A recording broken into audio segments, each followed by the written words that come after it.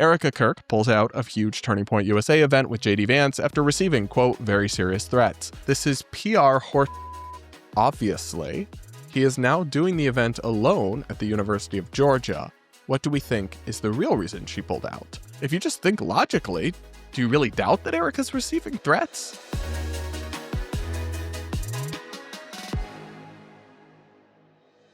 We got to talk about something quite serious that is really not a laughing matter, and it is, of course, about Erika Kirk, the widow of the late conservative activist Charlie Kirk, who's been the subject of so much harassment and criticism and insane conspiracy theories. Because obviously, you know, she's the head of Turning Point USA now, so she's a political figure, she's a public figure, so it's fair to criticize her for the things she says or does.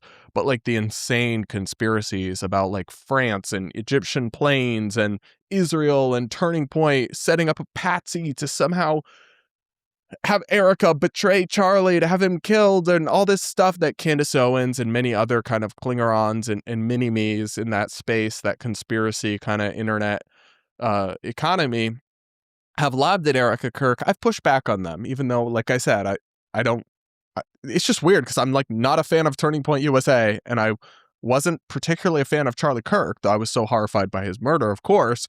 And so I have no particular affinity for Erika other than the sympathy I would offer to anyone in her situation, and just the general sympathy I have for anyone who's being like wildly lied about and defamed. And we're now seeing the inevitable consequences of that, because Candace Owens and her ilk have made millions of dollars off of cramming so many frickin' sponsorships into their content, lying about Erika Kirk and implicating her in her husband's murder baselessly. And I don't know, when you do that to millions and millions of people, when you suggest that somebody literally betrayed their husband and helped cover up his true killer or whatever, or never really loved him, or all the crazy she said, obviously some of your schizo fans are going to harass and threaten that person. And that's not a reason to not tell the truth. You know what I mean? So like if I'm as a journalist going to say something critical, I never support death threats or harassment of anyone that I criticize. And I do make that clear. But like if I point out that someone did terrible things or is a bad person, and then someone out there who watches me goes on to threaten that person, I don't support that. I don't condone it. But ultimately, that's not on me. However, if you lie about people and if you make false accusations that then motivate harassment, then you are responsible for that because you've used your platform recklessly to incite that kind of harassment. And I think that, rather than just doing journalism, which can have this kind of unfortunate effect, and I think that's the situation that we're in with Candace Owens versus Erika Kirk, to the point where now Erika is facing serious, or says she is, facing serious security threats that prevented her from attending a Turning Point event. Here's the headline from the New York Post. Erika Kirk pulls out of huge Turning Point USA event with JD Vance after receiving, quote, very serious threats. Turning Point USA CEO Erika Kirk canceled a highly anticipated appearance with Vice President JD Vance after receiving, quote, very serious threats, a spokesman for the group said Tuesday.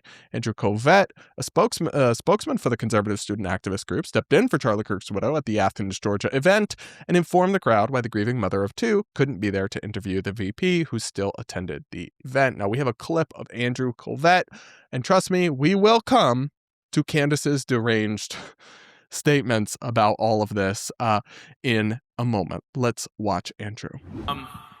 So for those of you wondering why I don't have really flowing, long, blonde hair right now, so I'm going to address it right at the front. Mr. Vice President, I'm on stage here instead of our friend Erika Kirk. That's right. Because unfortunately, she has received some very serious threats in her direction, which is terrible. It's a terrible reflection on the state of reality and the state of the country. But it underscores a larger point that she has received a lot of attacks from surprising places, perhaps.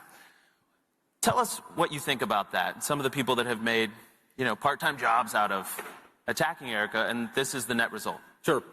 Well, first of all, I love Erika, and I know that she did get some threats. And, about 2 hours ago, as you know, Andrew, I was a little worried that we were going to have to cancel the event because Erika was not going to come, and she was very worried about it.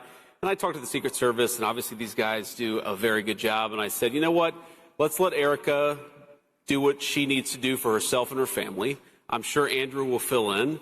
And let's go and make this an amazing event with the Georgia Bulldogs in Athens, Georgia. So this is an interesting clip. And Vance went on to say that he really condemns the people attacking Erika Kirk. And he said so in quite strong terms. And while I disagree with the vice president on a lot of things, I give him, I guess, credit for making the correct statement there.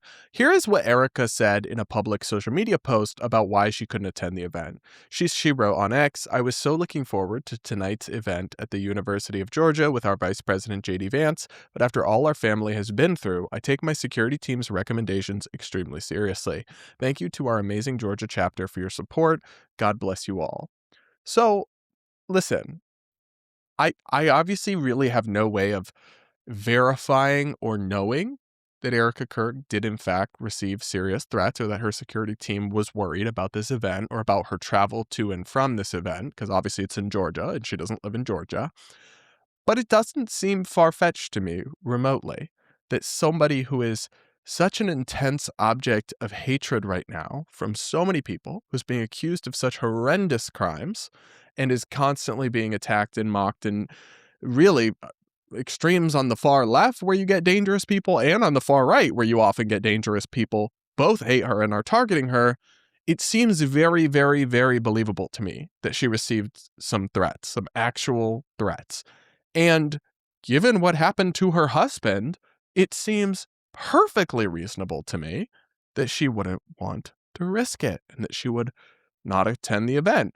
I mean, listen, people myself, I've been threatened and had people, and I'm like, 1/1000th of the notoriety or infamy or public figure that she is. And I don't have podcasters making entire docuseries accusing me of horrific conspiratorial crimes to millions of viewers. And I just find it utterly believable that she faced threats, and people instantly doubted this and were like, no way, I don't buy it. Really? You don't? You don't believe that somebody who millions of people are hating on and suggesting is involved in heinous crimes might be getting threats, even though her husband was literally killed? I guess they don't think they think that was like an inside job with Israel and Egypt and Brigitte's penis somehow involved and all that. So maybe, but you get what I'm saying. It's like in the context of what happened to her husband, it makes all the more sense that she'd be even more cautious. And now some people did wonder why. Well, hang on. I'll get to that in a second. First, let's see what Candace had to say. Being Candace and being, a gracious person, of course, she extended her sympathies to Erika and said, listen, I know I'm very critical of you, but I want you to be safe, stay safe, and let's hash out our disagreements in the public square, but nobody should be threatening or harassing Erika. Please stop. If you're my fan, don't do that on my name. Yeah. LOL. She said absolutely none of that. Instead, Candace wrote on X, Erika Kirk pulled out of her event last minute with Vice President Vance, citing quote-unquote threats. This is PR horse. Obviously, he is now doing the event alone at the University of Georgia. What do we think is the real reason she pulled out? Is it obvious that that's not true? I mean, listen, it's certainly not impossible to think that somebody might cancel an event because they have something else going on and then cite security reasons as an excuse. But that doesn't seem to be obvious or even the most likely scenario. I mean, even a Candace, who at this point clearly hates Erika Kirk, if you just think logically, do you really doubt that Erika's receiving threats? Do you? And why wouldn't she want to do an event with JD Vance? Like, what wouldn't that be something that you'd think you would only cancel as a last resort? Because it's a huge opportunity for you to promote Turning Point, and she's a fan of JD, and he's the vice president, and it's a big deal. Now, Blake Neff, who works at Turning Point, or for the Charlie Kirk show, rather, I believe, he responded to Candace on X and wrote, back when you lied about being eager to meet us in person anytime, any place, you referring to Candace, made up multiple fake assassination plots as an excuse, first to not come to our Phoenix studio, then to not come to Phoenix at all. You're the last person with any credibility to accuse others of faking threats. So, okay, here's where I would actually maybe defend Candace just so ever so slightly in the spirit of fairness. I don't know if she was faking threats. It's also extremely plausible to me that Candace is getting a lot of threats because she's making a lot of people very angry. And there's lots of crazy people on the internet. And so I don't know that Blake is correct in saying that those threats that Candace says are or worries about are fake. Now, whether she thinks like Israel is trying to take her out or the Brigitte Macron has sent a hit squad or something like that, regardless, like I'm just saying, obviously I don't necessarily believe any of that, but the idea that Candace would have legitimate security concerns doesn't seem far-fetched to me at all.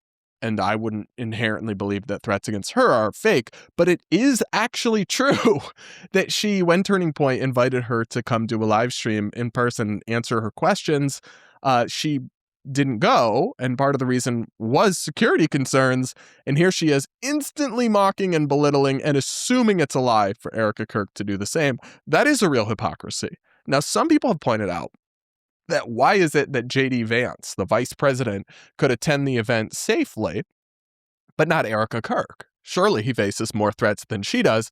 And like, that's true. But when you think about it, it actually does make sense. So I'll read a tweet from Buckley Carlson, who I believe is Tucker Carlson's brother. He wrote, "Clouded by selective outrage again, Blake. If it's safe enough for the vice president of the United States, it's not safe enough for the CEO of Turning Point? ?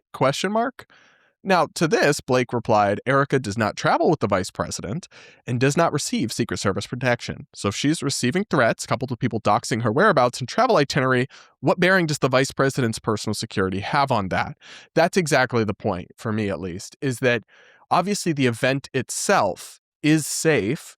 If J.D. Vance is going to be there, they wouldn't be putting him there if it wasn't safe. And there will be Secret Service and everything. Erika Kirk doesn't have a Secret Service detail or a private jet to fly her. Well, she might have a private jet. That I don't know. But she doesn't have like the official government security detail with her to and fro travel. Like there's just obviously a different level there. And given the fact that she is getting doxxed and her whereabouts and travel itinerary are being leaked and published, and Candace has spies leaking receipts from retail stores about Erika's habits, yeah, I also would find it concerning and possibly dangerous to be traveling across the country in that kind of environment. And it's not fake, and the fact that JD Vance is able to attend the event safely doesn't negate the reality of any threats that Erika may be facing, and the fact that her traveling to the event may not be safe. I don't know. I just find this whole story deeply, deeply depressing. Like I do with the reality that so many people feel unsafe to speak in public, and it really doesn't matter to me whether I like what you have to say, whether I hate what you have to say, whether I think you're smart or an idiot or crazy or radical or reasonable. I want to live in America, and we're all supposed to be able to speak our minds and not fear death threats or somebody trying to take us out or anything. I mean, I literally had somebody reply to me because I made a tweet like criticizing the progressive activists trying to stop Waymo rollouts, the self-driving cars. And I won't even get into that. I'll probably cover that on the show at some point, but I'm a supporter of that technology. And while I have sympathy for drivers who lose their jobs, I think saving human lives and implementing more efficient technology that will be safer is better. Not to say people should be forced to do it, but I'm saying allowing it as an option is something I strongly believe in. And I tweeted to that effect. And somebody replied and called me like a ghoul and said, I'll cheer if someone attempts to Charlie Kirk you. And I'm like, really? That's where we're at? That you're a person out there and you're cheering at the thought of my head being blown off because I disagree with you about Waymos. That is like deeply unwell and not normal. And yeah, I don't want us to live in America where Erika Kirk or Candace Owens or Charlie Kirk or J.D. Vance or Kamala Harris or AOC or Hassan Piker or anyone faces threats and harassment and is unsafe to speak in public. I want to speak in an America. I want to live in an America where we can all speak our piece and hash things out rather than through this increasingly chaotic and violent and dangerous political environment we're living in.